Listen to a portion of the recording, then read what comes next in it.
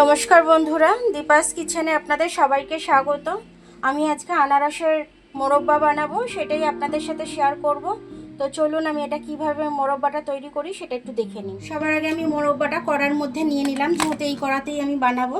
আমি ছোট ছোট করে কেটে নিয়েছি, আপনারা চাইলে একটু বড় বড় করেই কেটে নিতে পারেন।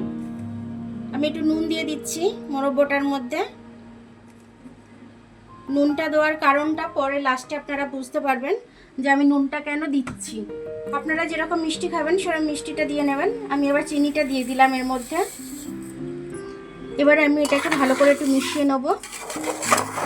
মিশিয়ে নিয়ে ভালো করে আমি এটাকে রেখে দেব 1 ঘন্টা মতো।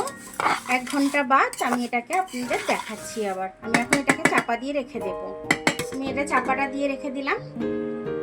1 ঘন্টা বাদে আমি ফিরে এলাম আনারসের এটা করবো বলে। দেখুন কতটা জল বেরিয়েছে, ভীষণভাবে জল বেরিয়েছে, এক গাদা, মানে অনেকটাই জল বেরিয়েছে। এবারে কিন্তু এটা আমি মোরব্বাটা করব, খেতে কিন্তু দুর্দান্ত হবে একদম। আমি এবার একটু চাপা দিয়ে এটা হতে দেব। একবার ঢাকনাটা খুলে একটু দেখে নেবো আমি এখানেতে।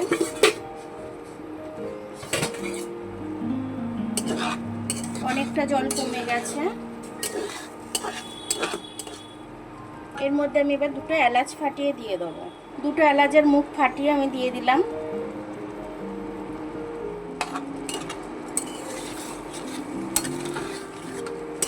আর একটু জলটা টানতে দেব আমি।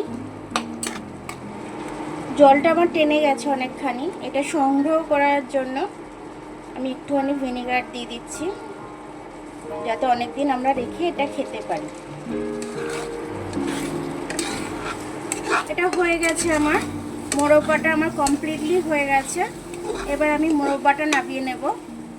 মোরব্বাটা আমার কমপ্লিটলি হয়ে গেছে। আমি এখন বয়মে ঢাললাম না, কারণ হচ্ছে এখন ভীষণ গরম। এটা ঠান্ডা হয়ে গেলে এটাকে আমি এতে রেখে দেবো, বয়মে রেখে দেবো। তো এরকমভাবে আপনারাও আনারসের সিজন যখন থাকবে, আনারসের সিজন এখন আপনারা বেশি করে বানিয়ে এরকমভাবে রেখে দিতে পারেন। বাচ্চারা বড়রা আপনারা সবাই ভালো লাগবে খেতে মোরব্বাটা।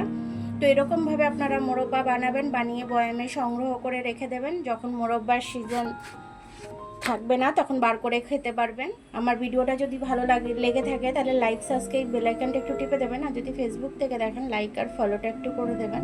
আবার কাল দেখা হবে নতুন রেসিপির সাথে। ততক্ষণ আপনারা ভালো থাকবেন, আমি আসছি।